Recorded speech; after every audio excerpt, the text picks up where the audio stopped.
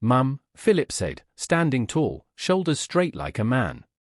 I want a car. Joy, still in her faded wrapper and sweat-drenched blouse, turned from the pot of beans she was stirring. She blinked. Maybe she didn't hear him right. A what?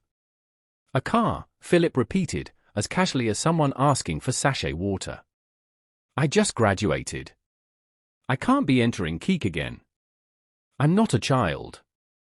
Joy dropped the spoon. Her knees trembled, but her voice was calm.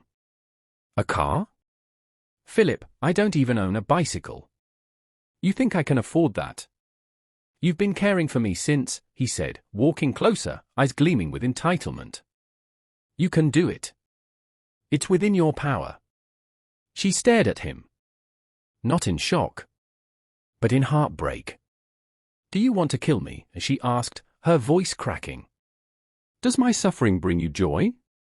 Why are you doing this to me, Philip? He sighed like she was the one being unreasonable. Other boys have cars. Their parents buy it for them. My mates are driving to school while I'm sweating inside a tricycle. She clenched her fists. Those boys have fathers who stayed. Fathers who don't throw bottles or fists at their mothers. You think I wanted this life? I didn't ask to be born poor either, he muttered under his breath. Joy's heart shattered, but she didn't show it. She remembered. She remembered the first time she saw Aid, the rich man's only son, wearing a wristwatch that could feed her family for a year. She was barely 16, just helping her mother hawk groundnuts near the estate gate when he drove by in his father's red sports car. He had stopped, smiled, and told her she was beautiful. No boy had ever said that before. They started meeting in secret. A kiss here, a gift there, a promise whispered under the mango tree. Then came the pregnancy. Aid's family panicked. Her mother cried. His father raged. But a rushed wedding was arranged to silence the scandal. She moved into the mansion, but not as a wife. As a prisoner.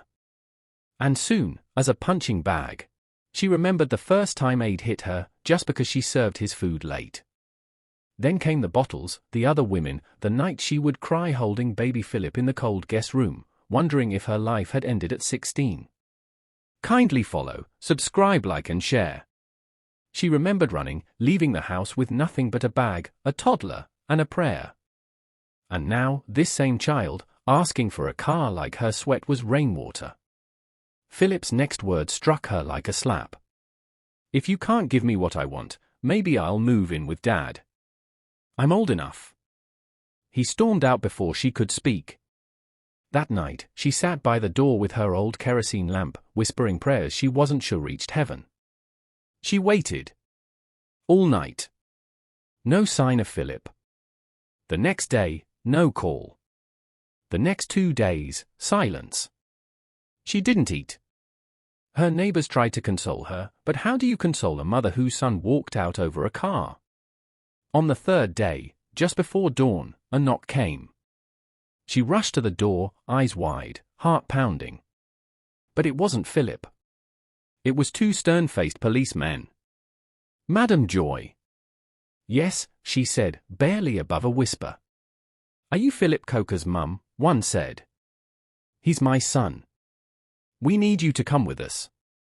The other declared.